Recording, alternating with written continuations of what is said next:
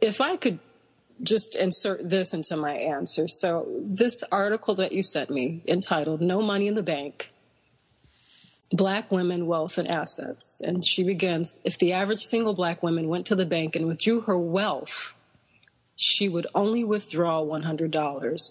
So right there, I'm offended by that. Because what she's saying is that the average single Black woman's wealth is in an institution, in a bank.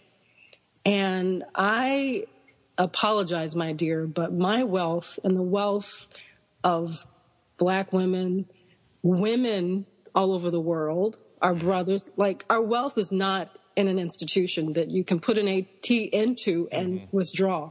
Our wealth is way beyond that. Our wealth is in the fact that we're embodiments of divinity. And in that single sentence, she cursed us.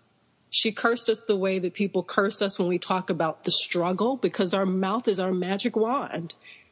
Every time that we hear anything negative about our brothers in jail and not enough this and just this conversation of limitation and lack, that is a curse. So if I'm understanding you correctly, because it sounds to me like you're speaking and responding philosophically to a study that is dealing with basic, what they would perceive as empirical evidence that financially speaking, in terms of just dollars and cents, there's an issue going on here. But your response, Akua, is a philosophical one, saying, hey, don't box me into your money in terms of attaching that as my only value. Mm-hmm. Would you say that this case is not necessarily, an absolute, but a reflection of what's going on with say, the typical Black woman? Well, the whole conversation, again, about dealing just with Black women is a conversation of limitation.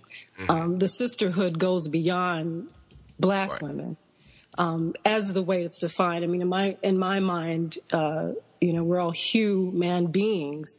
But I'm not necessarily coming from a philosophical standpoint. Being a student of naturopathy, part of the health of a being is their spiritual health, their mental health, their emotional health, as well as their physical health. So I'm really coming from a point of view that energy is what creates wealth.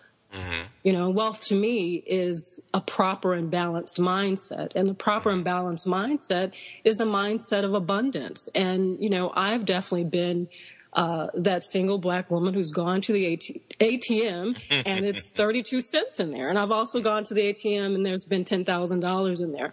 So what I look at is, what is my state of mind? What is my perspective in my life at that moment? And so, I look at this sentence, as I said before, as being a curse, because to regurgitate what you see is creating more of the same. Mm-hmm. And as creators, as people who deal with energy first, the first law of physics is that nothing is created. Everything is just a transfer of energy. Right. And so at any moment, our sisters can turn that around. Our wealth is in a balanced mindset. Our health, if you're healthy and breathing and you can hear and see and walk, that's a form of wealth. If you have ideas, if you have a way to contribute to others, that's wealth. And it's just a paradigm that I'm really seeing that's beginning to fall. These reports of the wealthiest people, the richest people in the world. And wouldn't it be nice if we defined rich as these are the people that have contributed to the most people? And I mean, you have one of the youngest people that they have said, is wealthy is Mark from Facebook. Yeah, Zuckerberg. Yes. Yeah. So there's something about making a rich contribution to people's lives. Facebook has made great contributions to many people's lives. Has even been indicated in the revolution of Egypt that it was a great tool. So equal to that contribution he's made to so many people, it reflects in his bank account. Does that make sense? Oprah, you know, she's another one. Bill Gates with his Microsoft. These individuals have created amazing contributions to groups of people. So how are they different from us? So let me to ask you a question. Sure. Okay, you said that there's a point where you've gone to the ATM and there was 32 cents, exactly. And you got to the ATM where there was $10,000 in your account. Right. Using that as an example, was there a difference in your life when you had 32 cents in the bank, where as opposed to $10,000? Does that reflect what was going on in your life at the time at all, or did it have no correlation? Oh, totally.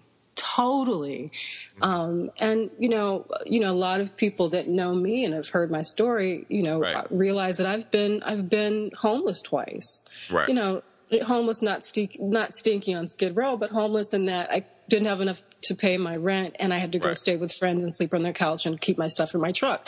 Right. So when it happened the second time, I'm like, okay, I always see my experience as an opportunity to grow and learn, and so the second time it happened, I applied for food stamps, and I had just come out of, living in a home in one of the wealthiest parts of LA, paying $3,000 a month.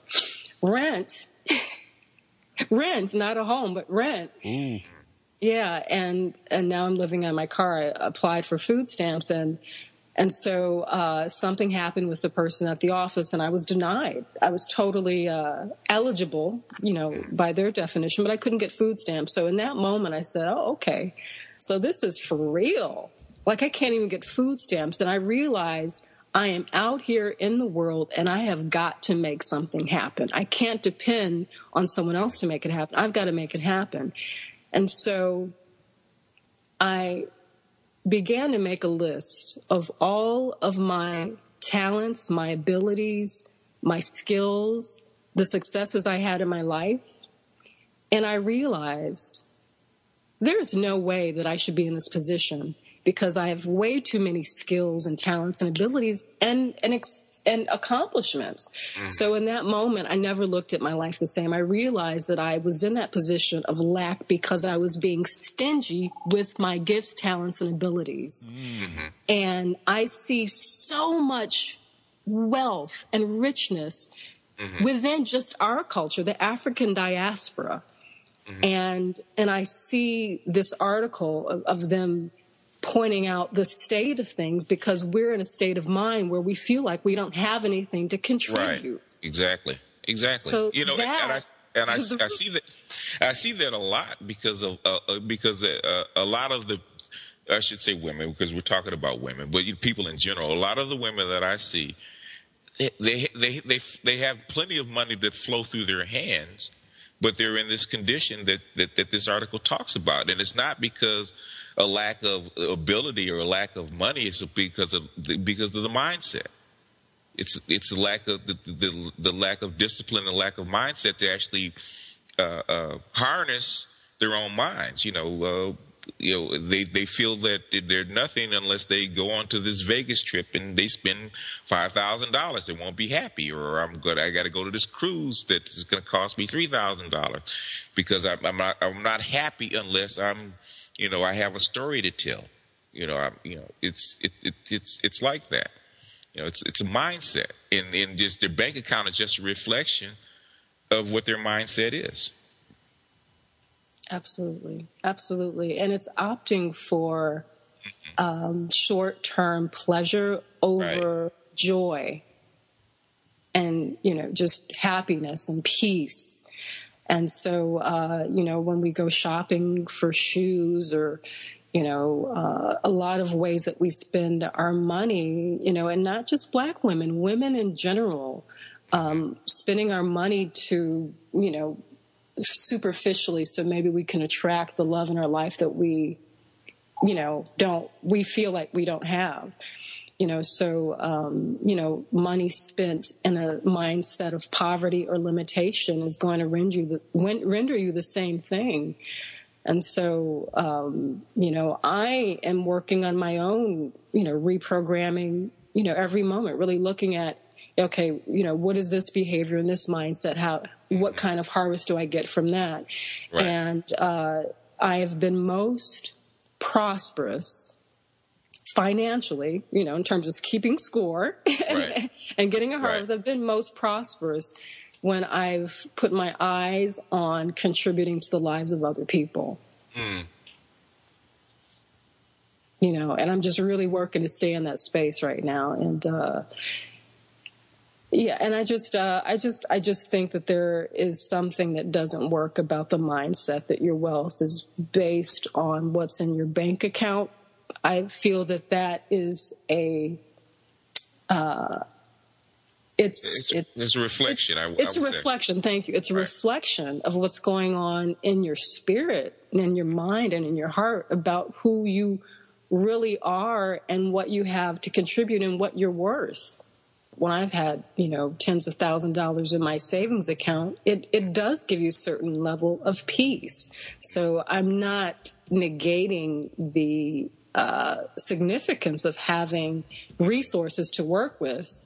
But I just, reading this article was not inspiring to me. And, and the thing is that, when you are creating content, when you're in conversation with other people, to regurgitate a circumstance without the medicine of what could be,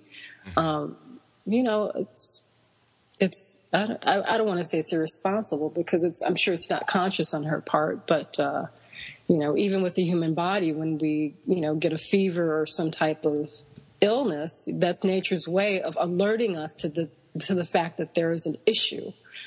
So it's not about concentrating on the issue; it's concentrating on what caused it and how we can get back in balance with health.